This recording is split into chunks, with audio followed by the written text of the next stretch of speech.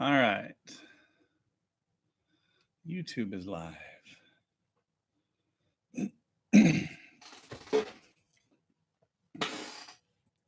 Facebook is live. Ooh, everything worked and came right on tonight. Nice.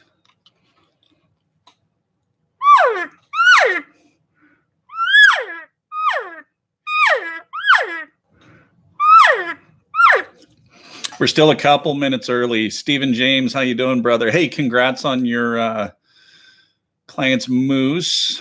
Mr. Scott, welcome. So those of you that are jumping in on the YouTube side, go ahead over on the chat. Let me know who's in. Oh, you know, Stephen chasing the dream here. So Jay, how you doing, bud? So Jacob Bulbous, welcome, Jake. So I jumped over to new computer tonight. Bernie, how we doing? Jay, careful with that Mr. Batiste stuff. So, but anyways, jumped over to my editing laptop tonight. Ooh, Mr. Danny Aiden, Death Harp Bowstrings. If you guys aren't familiar with it, go check out Death Harp. Also owns Archery Central in Caldwell. Mr. Warren Crone, good evening. Michael Tubbs, hello. Jeff, hello. Scott, rolling out Friday. Nice. Good luck to you, bud. Chad Jones, late season calling. Any help?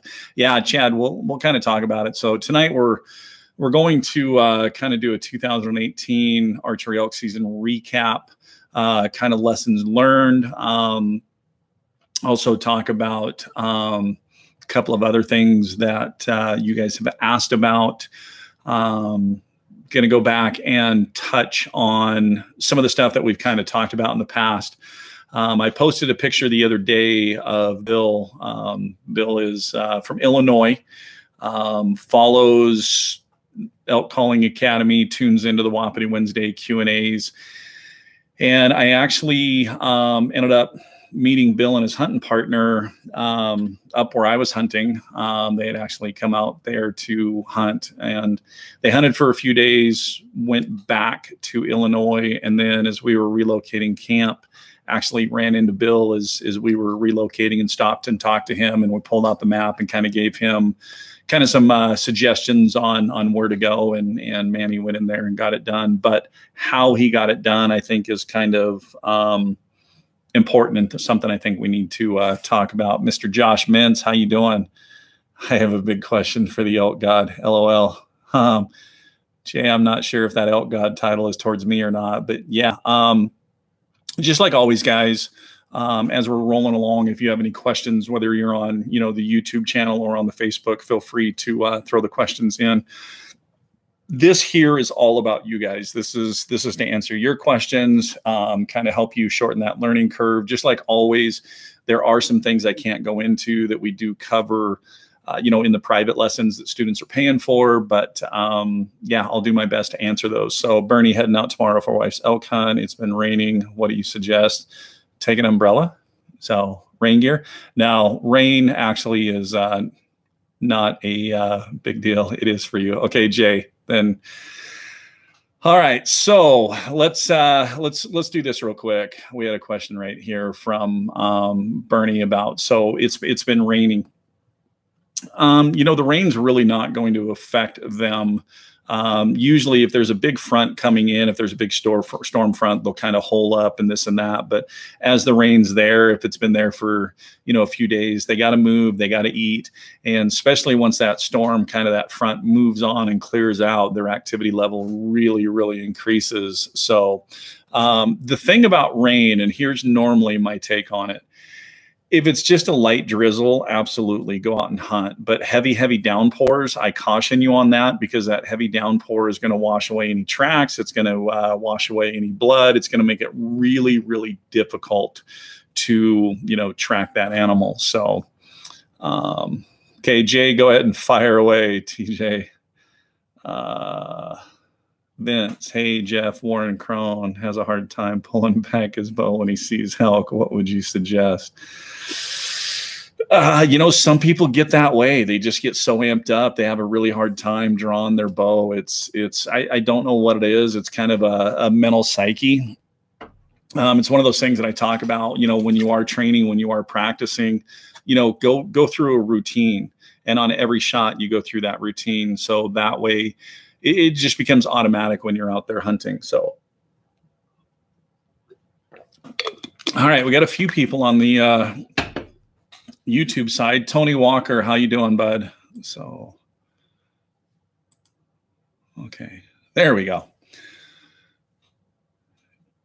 TJ, hey buddy, excited for another Wapiti Wednesday Q&A. Perfect. I noticed that the chat over on the YouTube was on top chat instead of live chat, so we got that corrected. So Matthew O'Connell, how you doing? So Jay, go ahead and fire your question. So Mr. Jake, welcome. So let's kind of talk about recap for 2018. This actually ended up being one of the tougher elk seasons that I can remember in a long time. And it's really surprising because of how the season, you know, started off. So those of you that were, you know, on the Wapiti Wednesday Q&A after that first weekend know that, you know, we got into 19 bulls that first weekend. We called in 15 of them. And of those 15, we had like 10 that were bugling. So, and got them bugling. So the way it really started off was like, man, this is just going to be a great year.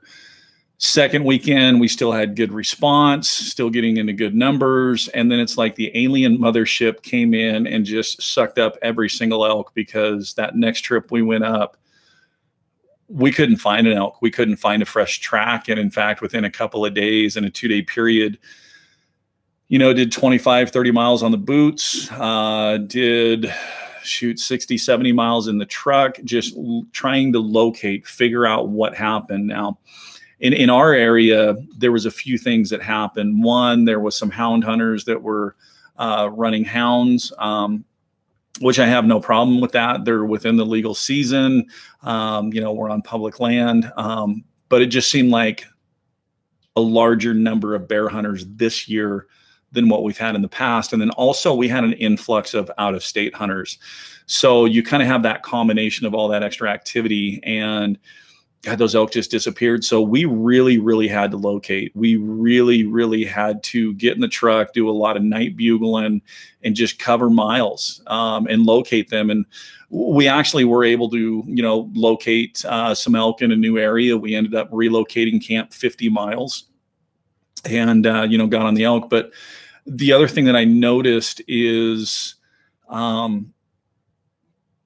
their vocalizations were, the volume was way down. I mean, cows, if you weren't within 60, 70 yards, you weren't hearing the cows. And the bulls that were bugling really didn't have that volume, that expansion like they've had in the past. In fact, one night when we were night bugling, we found this stretch of the road that was kind of elevated up above a creek bottom with some ridges that they would go bed down on. And each night we could get 8 or 9 bulls bugling in there. And, you know, I really used the 1.5 from Native by Carlton, and the rip at 1.5. I used that a ton, but I got up to the spot and I just kind of wanted to do an experiment. And I did 2 or 3 bugles on that rip at 1.5, and I got responses every time.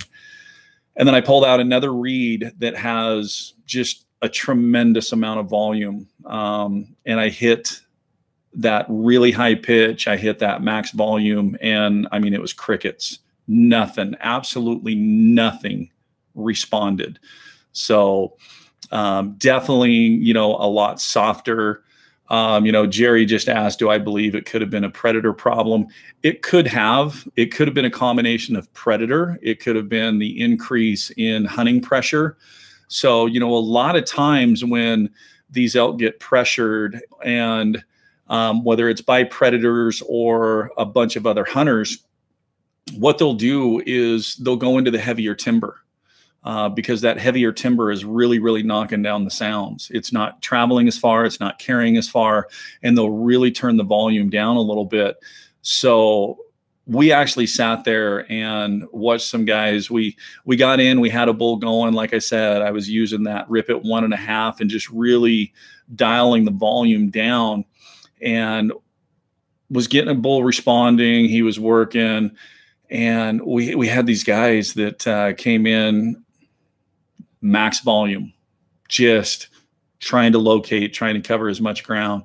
That bull would not respond to them at all. He was not giving up his place. And we kind of let him kind of go off a little bit, and the hunter, and then we kind of re-engaged again with a couple of soft cow calls, and really on the bugle, you know, I was kind of doing more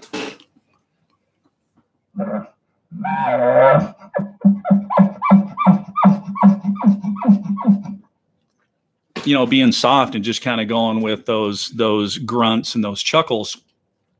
And that's what these bulls were responding to. And we really had to kind of work that breeding sequence. You guys have heard me talk about the breeding sequence and mix in the, you know, cow sounds and with the excited bull sounds, but really with that lower volume. And it finally got those bulls ramped up to where they would kind of start piping off a little bit more, and their aggression level and excitement level raised. But the other thing we found too is the last weekend, we covered this whole face and rolled around, and my gosh, the elk sign that we got into with the trails.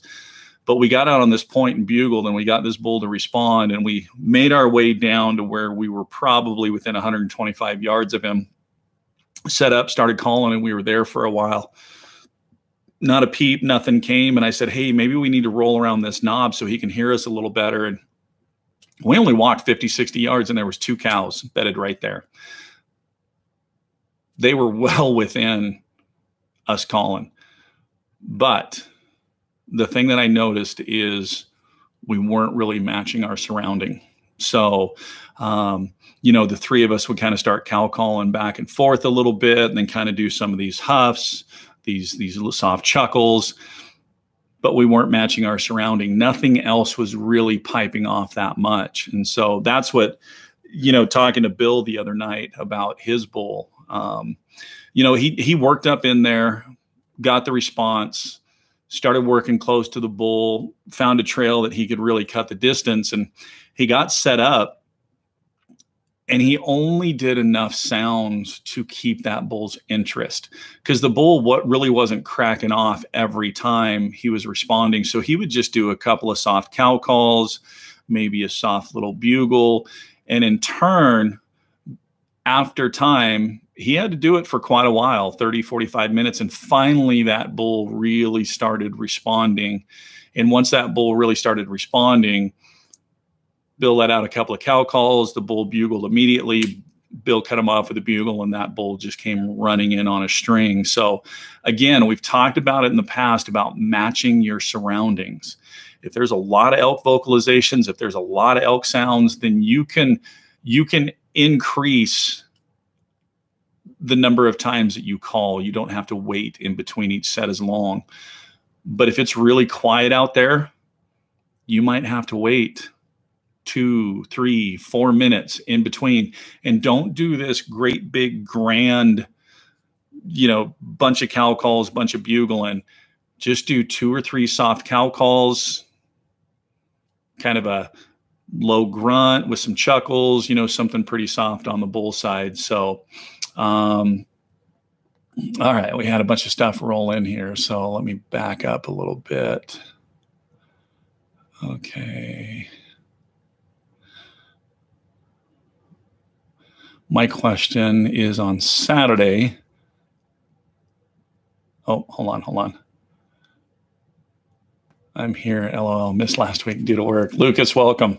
Cliff, in my 9 years, I still haven't yet to knowingly call in an elk to cow calls, as far as I know, just hard bugles back and forth. So, yeah, and really, you know, Cliff, we don't focus solely on cow calls. So we actually use our cow calls to set up our bugles. So, you know, we like that state that bugles, you know, get that bull to, but there are times where, you know, just setting up and doing a couple of soft cow calls, yeah, you may not get a bull ripping bugles back at you, but their curiosity, you can get them coming in on a string. So the thing with that, though, is you really, really got to be paying attention to everything around you. So, all right, Jay, my question is, on Saturday, went in my honey hole and had elk screaming all over, would answer to cow calls, but would not come all the way in, 60 yards to 100 yards, even bugled back to them and still 60 yards, but would not come all the way in, had the good wind. So why wouldn't they commit? Jay, there could be a few factors in there. So, I mean, one, they could have had cows and kind of that 100-yard or 60-yard, wherever they were stopping, that was the max distance from their cows they wanted to go. Maybe that's where they felt they should have been able to see the animal that was making the noise. Or it could have been, you know, something between you and them that they just didn't want to cross. Those are usually the three reasons of why that bull will hang up. So the thing that you can do in that situation next time is, if you know where they're hanging up, let them kind of start working back to their group. When you know it's quiet, move up a little bit. Try it again. You might have to move up 2-3 times until you get within a distance that hang up spot where they're stopping is within your effective shooting range. I noticed the elk only talked until 10, 11 in the morning, and then crickets, at least where we were. Yeah, it kind of varied from day to day, Tony, what we saw. We actually did get some midday bugling. But yeah, sometimes it wasn't even 10, 11, sometimes hour after sunup or right at sunup, they were tight-lipped, especially towards the tail end of the season. But again, these are elk that where we were extremely heavily pressured. So so it's not surprising that and it may not be that they shut up. It may be that they went to a backside of the ridge into some thick timber where that sound really, really wasn't carrying as far, and you had to be a lot closer to be able to hear them. So that's actually what we noticed on a couple. So Martin Larson, hello. Tough is an understatement. Had to shoot a baby just to satisfy my greed. Hey, elk meat's elk meat, man. Really vocal here until September 20th. Super quiet since. Yeah, and you know, Chad, that's kind of some of the reports that I'm getting all over. Some areas really had some really, really good rip and bugle action, and others not so much. And in fact, in our area, I never really saw a day where I really saw peak rut activity. I never really saw where there was a bull with a hot cow and just, you know, he was bugling quite a bit, multiple bulls bugling. I just never saw the peak rut. And in fact, we still had bulls hanging in bachelor groups the second week of the season. So I'm kind of thinking between that and the fat that was on the bull that I harvested, I don't know, we might be in for a tougher winter than what everybody anticipated. So I guess we'll find out once the snow starts flying. Mr. Brad Hunt, welcome. Robert, excellent call. Lucas, heard my first bugle of the season last Friday. What are signs of late rut? Things have been kind of wonky in Alberta and BC this year. Lucas, a lot of times, you know, the sign of a late rut is, you know, like right now, if you were to go out there and you're hearing multiple bulls bugling and they're triggering off each other and feeding off each other and, you know, bugling for several minutes on their own, and then it quiets down and then one bugles and it just triggers and off they go again. That's a good sign of a late rut, that there is cows in estrus, that there is some late rut activity. Because usually this time of year, the bugling really slows down. So they're just not kind of ripping and cranking. So Kyle, how late typically in the season can you call bulls in or get them to respond? My brother rifle hunts and wants me to help him, and I only archery hunt, so not familiar with that late season. So Kyle, a lot of times in rifle season, depending on, you know, when yours starts, here in Idaho, some of them start October 10th, some are in November, so you kind of have that later time. I typically focus more on cow sounds, because in that post-rut time frame and kind of getting ready for migration to winter grounds, the larger, more mature bulls have split off from the group. They've kind of gone back into solitude to really focus on eating and putting pounds back on and putting weight back on, because they're exhausted. I mean, that rut really, really takes a lot out of them, from, breeding cows to defending their cows, running off other bulls. So late in the year, they kind of, branch off, break off on their own, kind of move up in elevation a little bit to where they can just feed undisturbed and pack that weight back on. So that's why a lot of times in most areas, now I know things vary from area to area, but most of the time this year, if you get onto a herd that has cows, most of the bulls you're going to see are the satellite bulls. The reason I say satellite bulls is because I know the year we hunted Montana, the area we were hunting, some of those satellite bulls were 330s, 340s. So, it just happened that the herd bull was 360 to 380. So in that area. So, and definitely a lot of the younger bulls, that spend their first 4.5 years of life with the cows and just kind of running around. So let's see. Hold on, guys. I got a tickle. There it is. All right. Excuse me, Mr. Brandon Scott. So the fires here in Utah, mixed with such a dry year, made it really hard. A lot of the elk that would normally be at 7,000 to 8,500 elevation were up 9. Yeah.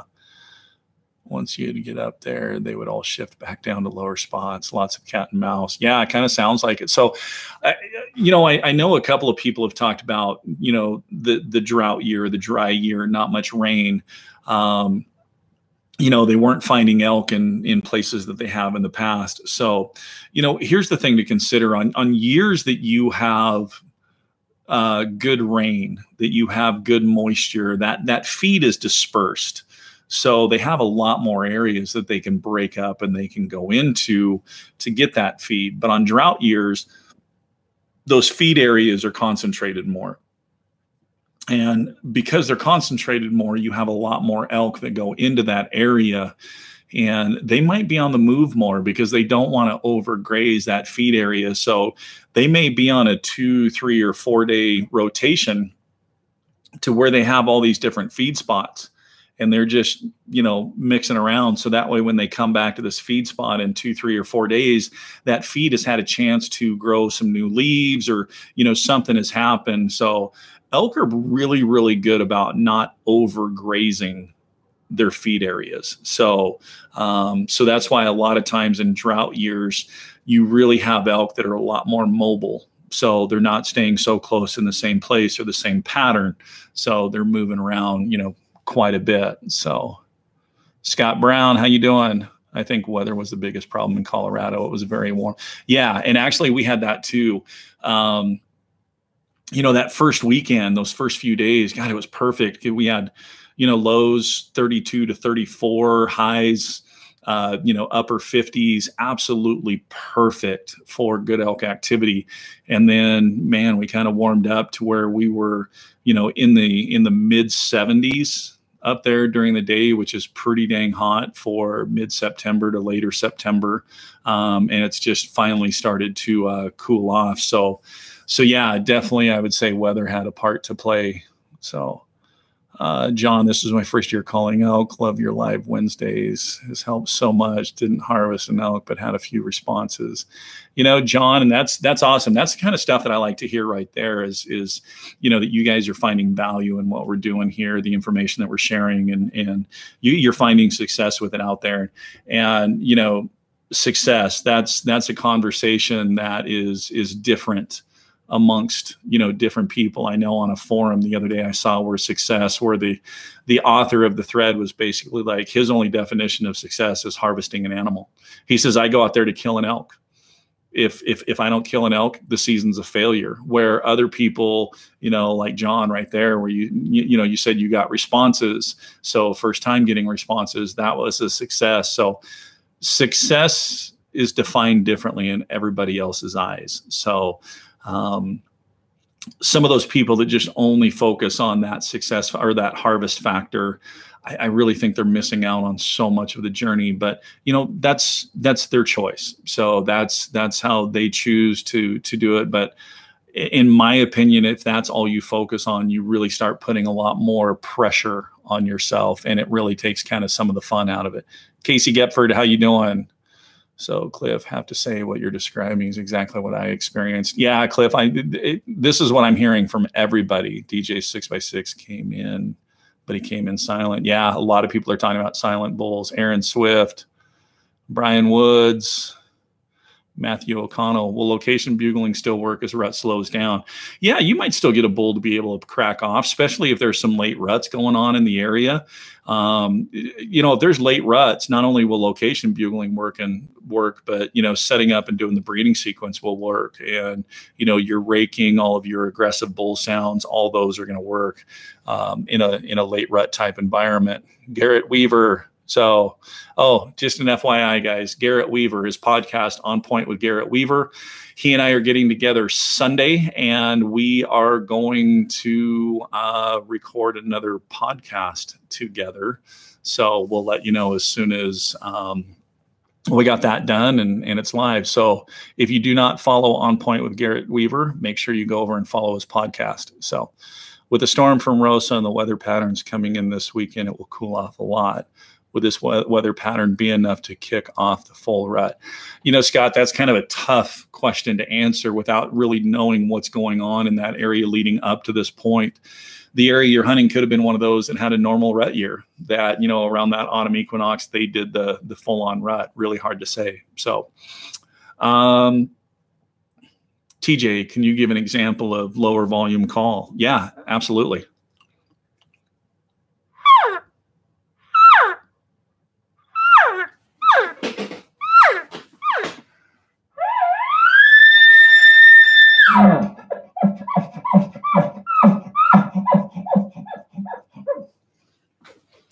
So, and that's really about how soft. In fact, on the cow vocalizations, a lot of times, I know you guys have seen me using that game changer call. I turn it around and call through the big end because it really, really just mellowed that call out and really softened it up. So I would be sitting there and I would have the game changer in one hand and the grunt tube in the other, and doing cow sounds through that to make it mellow, and then, bugle. So, tell you what, guys, if you haven't gotten your hands on that game changer, you definitely need to go check that out. So Jim, late rut here in Idaho Panhandle, didn't quite see peak rut signs until the 20th of September. Yeah, so same thing with a lot of other places, here in Idaho. Thank you. Had the best elk season with friends that I'd ever had. Didn't fill my tag, but super happy. The wife and friend got to see monster bull glunk and chase a cow. That's awesome. So we had good action 8 out of 10 days, slowed way down on the 20th. In the area there are a lot of bulls and few cows. Most bulls seen 2 to 6 cows. When you keep distance, they remain to talk back and forth with us. If you close the gap, they already shut down. We are killing bulls by keeping one guy far away, keeping the bull going while the other slips in. Yeah, we actually talked about that same thing, Jeremy. So here's the deal. In your situation, you have a really high bull to cow ratio. And anytime you have a really, really high bull to cow ratio, you have a lot of competition for cows, which, they know each other's voices. So they're used to hearing those bulls that they spend all summer with bugle, and they know those voices. And so sometimes when you introduce that new bull, bugling, it can kind of cause them to move off a little bit, especially if they're one of the ones that only have 2, 3, or 4 cows. They worked hard to get those cows. They know there's not a ton in that area. So, and it also depends, how aggressive you're being with your bugling on them. I mean, we were working a bull, and we actually had a guy come in from behind us, and I got to give the guy credit. He did drop in elevation to get the wind in his favor. But he was getting really, really aggressive on his call right from the get-go. And I showed him no signs of aggressiveness. So I was just giving him mild location bugles back. We were actually just sitting down waiting for the wind to change direction before we moved in on the bull. And The bull was far enough from him, and the bull was just basically doing some soft chuckling that I don't think that guy ever heard the bull. But so it's one of those kind of things that, you know, if you're getting close to that bull and you're just doing really aggressive sounds, it's not uncommon for him to kind of move away. And a lot of times what he's doing, he's actually moving his cows away to stash his cows before he comes back to size you up. So he wants to put his cows in a safe place. Then he's going to come back. He's going to size you up to kind of see, you know, what you are. That's where, you know, sometimes kind of, you know, that mix and kind of starting slow, you know, you go from location bugles into some of those, you know, huffs and grunts and chuckles and maybe a little bit of mild raking just to kind of, you know, take his temperature and see where he's at before really full blown jumping on him with aggressive. So, but yeah, a lot of times if we get in that situation where, you know, we've moved in, the bull's moved off, we moved in, moved off again, but he keeps answering us from a distance, we'll leave the caller back there to keep him engaged and have the shooter slip in. That's a great technique for working on those bulls. Awesome year, Mike. Thanks for your help and sharing your knowledge. Aaron, you bet, buddy. Steven, nice hat from Carlton. You're going to do a giveaway for them. I actually did talk to Mark today. We're working on a couple of things, Mark Carlton. So if you guys want a Native by Carlton giveaway package, just comment in either the live chat on YouTube or here on Facebook in the chat. Let me know you're interested in the giveaway, and I'll see what I can put together for a Native by Carlton package. So, Steven, mine were silent, but it was mainly due to seismic activity on the mountain, which I found drove almost all big game down and away from the mountain. Interesting. Steven, that's one thing I have never had to experience with seismic activity. I could imagine, yeah, seismic activity or any rumbling or anything like that would push all the animals off the mountainside. So how often, if at all, do you use a decoy? So, Jerry, I do use decoys from time to time. And in fact, I was just laughing at Bugle Me This. I love his statement. Who doesn't like free stuff? So, yeah, I actually have a video recorded. I just need to edit it. And it's a combo video on decoy use and attractant scent use. And I'll show you exactly, you know, kind of how I use decoys. I don't use them a ton. Primarily, mostly when I use decoys is if we're, you know, going after a specific bull that we know he hangs up, he doesn't break that mark. We're going to pull the decoy out to give him something to, you know, get that vocal attraction or that visual attraction to. So, you know, we already have the sounds from the calls. You know, we're going to add the decoy in just to add, you know, a little different mix on him. So, but most of the time, I mean, we're running and gunning, you know, fast and furious and set up that there's so many times that I have the decoy on the back of the backpack, you know, the pack, and I just forget to take it out. So, but sometimes, yeah, we'll specifically pull it out and use it. Michael, and I cannot thank you enough for all of your info and help with the vet. And he was happy just seeing bulls come into my calls. So, oh, I'm sure they love that. Jack Keithley, Jesse.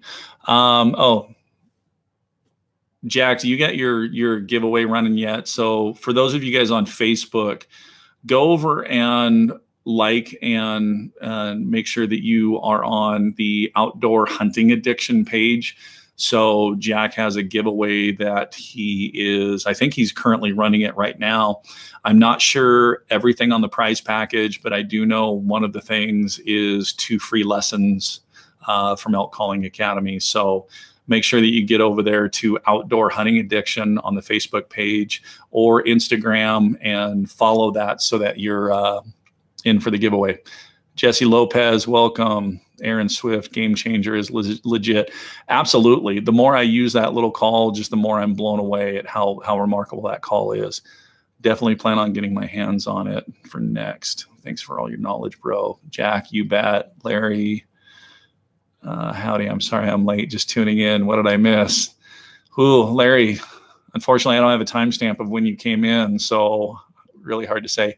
Jerry Crow, how are you feeling? Are you still in the hospital, or are you home yet? So, George T. Law, how you doing, buddy? So, Tony, you know I do want to give away. Yes, yes, yes, yes, yes. Heck yeah, I like me.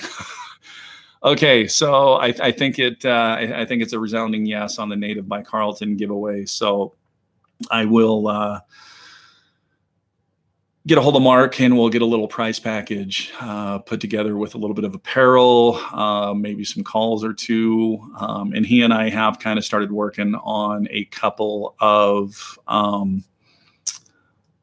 new diaphragm reads for 2019. So I'll get with you as well. I'd like to add in on the giveaway. Okay, Stephen. Yeah, absolutely. Let's connect in the next day or two. I'm taking off Friday for my antelope hunt, but yeah, let's connect. So Jerry, home in bed. Good. I'm glad you are out of the hospital and at home. Rest up, get to feeling better. Jack, yes, raffle is on. $5 ticket, winner take all. Okay, there you have it, guys. Outdoor Hunting Addiction. It's a $5 buy-in for a raffle ticket. Winner takes the whole prize pack. If you want to know what is in there, go to Outdoor Hunting Addiction. You can see what they're giving away. So, Dave, how much attention do you pay to the moon cycles? It varies. So, we've kind of touched on this a little bit in the past. I'm not one of those that if I see a full moon, I just panic and say my hunt's ruined. There's a lot of factors that go into how that full moon affects the elk. What time is that full moon rising? What time is that full moon setting? How much of the night is really bright? So, because I know we had times during this year that that moon was coming up at 3 or 4 o'clock in the afternoon and setting, 2 o'clock in the morning. So you still had a really good chunk of night that was absolutely dark. But also too, we're one of those groups that, if you understand an elk's biology and how they work, so they're grazers. So they're a lot like cattle. They'll graze until their stomach gets full, then they'll lay down and they'll work on the cud. And it'll take, 3 to 4 hours for them to empty that stomach chamber.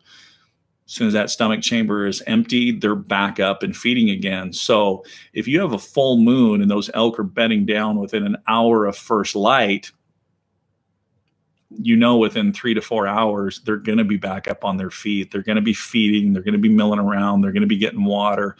And so that's why a lot of times we will get close to the bedding area and, we'll just sit there.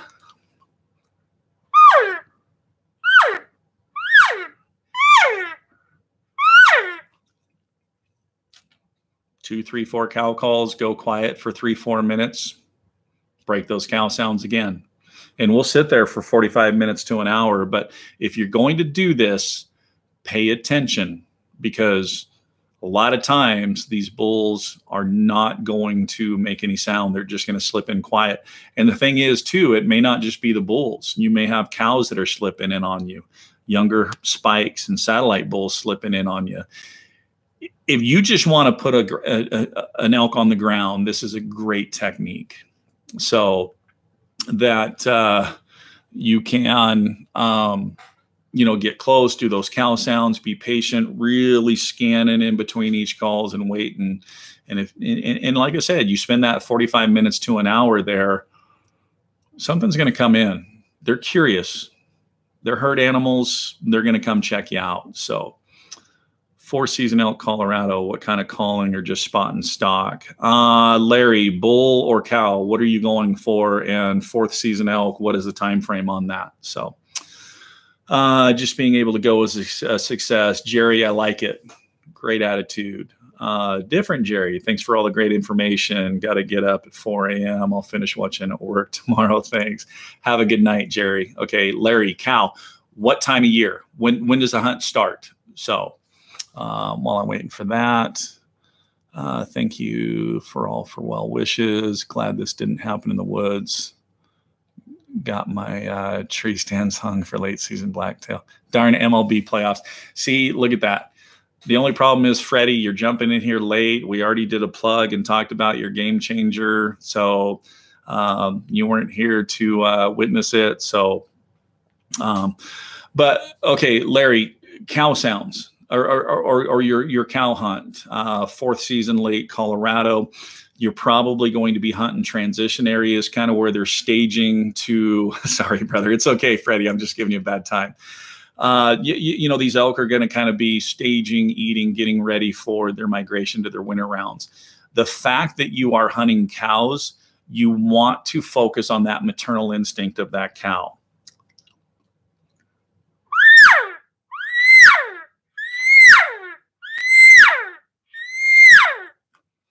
Hit that high pitch, get some emotion into it, sound like a distressed calf. So yeah, November 4th to November 18th. Okay. Yeah, focus on that distressed calf. What that distressed calf is going to do is you're going to play on the maternal instincts of that cow. So they don't know if it's their cow or their calf. They don't know if it's a calf in their group. They just recognize that as a distressed calf.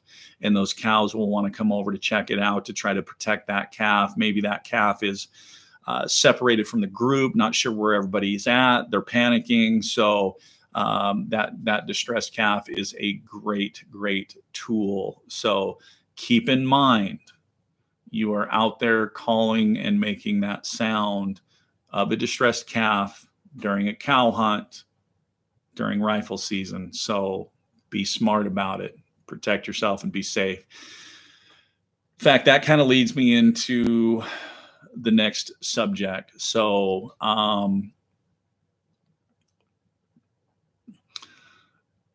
for those of you that are friends of mine on Facebook, you saw that I made a post the other day. So about a grieving family that lost a son, a father, a husband, a very good friend. This was a man that really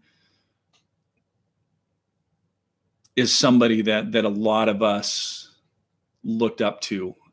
Just the way he lived his life, the passion that he had, how he just touched people, how he treated people. Basically, he went out on a solo hunt real quick last Friday, was supposed to meet up with his hunting partners on Saturday, didn't meet up. They immediately started looking for him. They ended up finding him Monday at the base of a tree, slumped over. It appears that he suffered a heart attack. So, which is really odd. I mean, he 41 years old, is probably one of the toughest and strongest, both mentally and physically, guys that have ever met. But for those of you guys that hunt solo, and I know a ton of people hunt solo, I will go out and hunt solo sometimes too. Leave a hunt plan with your wife or a friend or somebody, but leave a detailed hunt plan. In that hunt plan, put where you're camping, where you're going to be hunting, where you're going to be parking the truck, what trails you're going to be hiking. If you deviate from that plan at all, call whoever has the hunt plan, drive somewhere, find service, call, but update that hunt plan. So I've heard several people this year talk about people going out and not coming home or getting lost and taking several days to find them.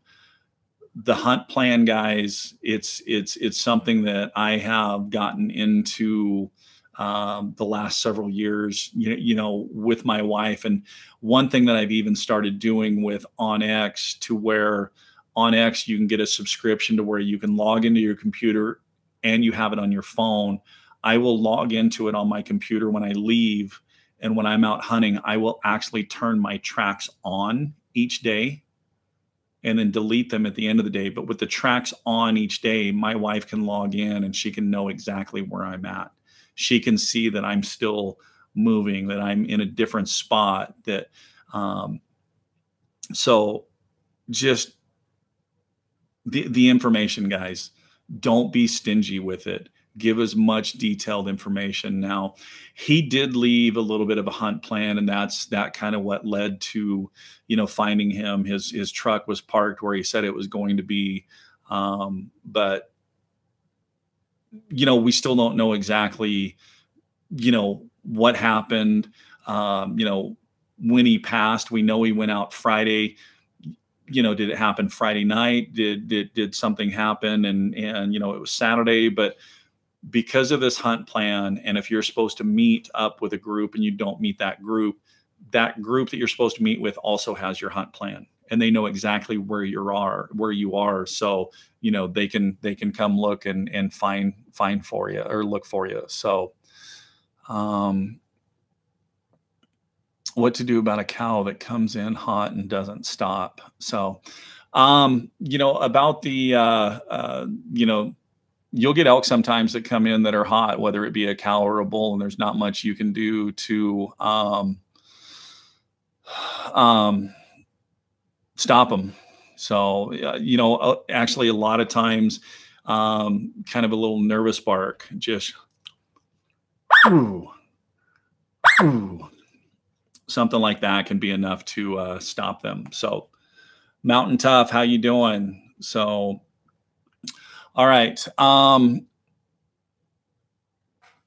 know a lot of people had asked questions about, kind of calling to quiet bulls. We kind of touched on it a little bit, last week. It can be tough, and especially a lot of people experience that this year with quiet bulls or very, very low response. Low response. I guess my battery just died. So, but very, very low response with bulls. And so you were dealing with a lot of quiet bulls. That's the time where you're going to want to find fresh sign and then just set up and do some blind calling. So, it depends on really what you're focused on what type of blind calling you're going to do. If you're just looking for any elk, then, that's where you're just focusing on, those cow sounds, can definitely, be a good way to go. So hold on, guys. Sorry. So, but those cow sounds can kind of be, a good way that can just, call in, any elk. Sometimes, cows, those spikes, those younger satellite bulls. If you're looking for a more mature bull, then you're going to kind of want to do more of that breeding sequence, get them interested in coming in and checking out that hot cow. So, Daniel, first time catching your live feed. I've learned a lot from you. Thanks from the relocated South Louisiana boy. Daniel, welcome. So, in fact, for those of you guys that are new, if this is the first time you're tuning in, whether on YouTube or Facebook, on YouTube, be sure you hit that subscribe and then also click on the bell. So that way you're notified every time that we upload a video or we go live. You'll know exactly when this happens.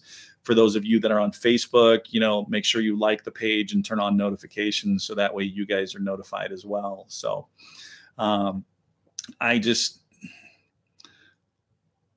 I'm blown away by the support, from all of you guys. As I said earlier, this is all about you guys and helping you and, hearing the stories of, the harvest and even, some of you just interacting with elk for the first time. That is something that is just, huge with me. That really,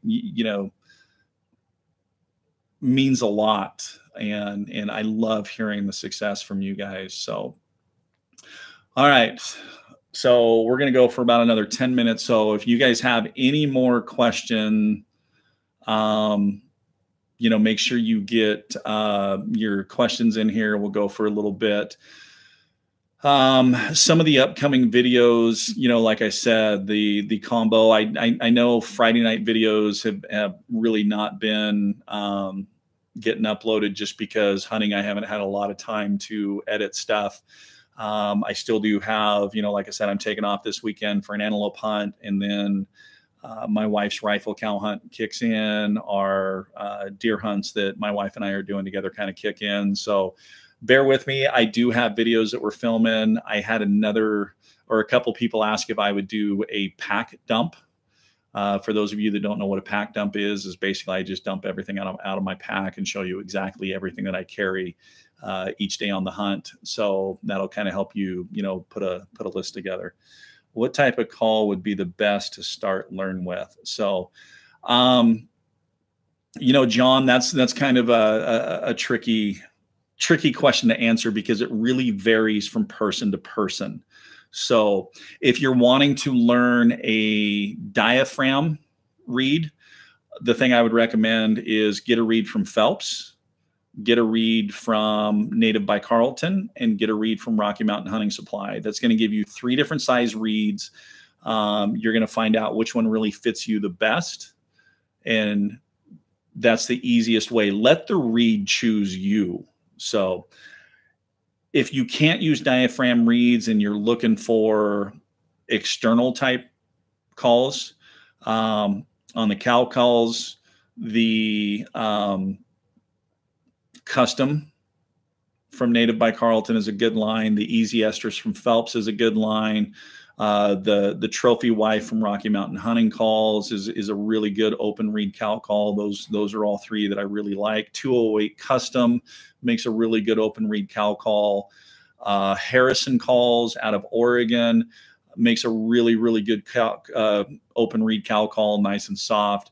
As far as bugles go, you could go with the Selectable from Rocky Mountain, Power Bugle, the Selectable from Rocky Mountain Hunting Calls. Any of those external type bugles would be good to start on.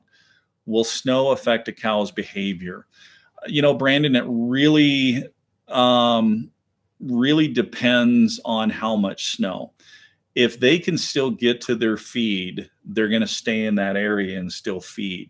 But if that snow really gets deep and it really makes it tough for them to access the feed, then they're going to start moving down to lower elevations to where that feed's not covered up with the snow. So it just depends on how much snow you're talking about. So the other thing too is if you get a snow and then it warms up and then it cools back again and that snow gets that hard crust, that's going to push them down also. So Jay, good luck on the speed goat. Shoot straight. Thank you. Thank you. So, all right, guys. Oh, I just looked over on the film board. Outdoor Vitals. So that backcountry sleep system with the hammock. So I did test it the first week. The 0 degree bag is phenomenal. It's an outstanding bag. The hammock, not so much. So what I would actually say is if you guys really wanted a backcountry hammock sleep system, get that 0 degree bag from Outdoor Vitals and then go to Amazon and get, it's called Winter's Outfitter. It's their XL hammock. It's an extra large hammock. Great hammock. In fact, that's the hammock that I normally always carry in my pack. You guys will see that when I do the pack dump video, but great hammock combination with that sleeping bag. I can guarantee that you will sleep snug and warm and comfortable in the backcountry and have a really good lightweight system. So Matthew, thanks, man. See you when I get back. Hey, Matthew, best of luck. Safe travels. Look forward to hearing your stories. So Mountain Tough, your subs are going up. We're gaining a few subs and a few followers on YouTube. So definitely thank you to all of you helping us grow. So calling in 3 bulls was definitely a great experience. Oh, calling in any bulls. I mean, that's why we're out there. So yeah, the interaction. I mean, there's a lot of times that my hunting partners can attest to this, that when I'm behind calling for them and I'm really engaged with a bull and we're really going back and forth, I just have this grin from ear to ear because it's just so much fun to hear them react and see them react to, what you're doing with your calls and your sounds. And it's it's fun. It gets addicting. You want it more and more each day. You want to go out and find more bulls and have those interactions and have that time. So love it, guys. So all right, I think we are going to wrap this one up for this Wednesday, especially since my gimbal died. I guess I'll have to get that all recorded up. So thank you to all of you guys for tuning in again tonight. Oh, we had another one. What do you do when the elk are absolutely not talking? So Jack, great question. So really what you want to do on that one is you want to start looking for sign. As long as you're finding fresh sign, elk are in the area. Now, if it's dead quiet and you're not finding any fresh sign, the elk aren't there. Relocate to a new area. But as long as you're finding fresh sign, the elk are there. And what you're going to want to do, you're going to want to set up and you're going to want to do those blind calling routines. So the blind calling routines, you're normally sitting in that area for 45 minutes to an hour. And it's, you know, like I said, if you're focusing on any elk, those cow sounds work really, really effectively. If you do want bigger bulls, the breeding sequence. So for those of you guys, if you want to know more about, you know, this cow sequence or the breeding sequence, get a hold of me and we can talk about getting a lesson set up. I am getting cranked back up next week with lessons. In fact, next week is almost already full. And those guys are brand new students that have multiple weeks. So that's going to carry over into the next 3 to 4 weeks. So if you guys are ready to start working on next year, get a hold of me. Let's get you on the schedule and let's get going. So amazing insight, Michael. Not just saying this, archery hunters should listen to this stuff. Appreciate that, Freddie. John, thank you for the info. You're very welcome. Robert, be blessed. Hey, blessings to you and your family too as well. Robert, thanks for tuning in tonight. John, thank you for great stuff. All right, guys, as always, keep calling, keep practicing, but most importantly, have fun. I definitely really appreciate all of your support. Thank you to all of you for tuning in tonight. We will see you guys next week live again on Wednesday night. We will go at 7:30 since I do have lessons, but we will see you guys next week on the next episode of Wapiti Wednesday live Q&A. Have a great week, guys.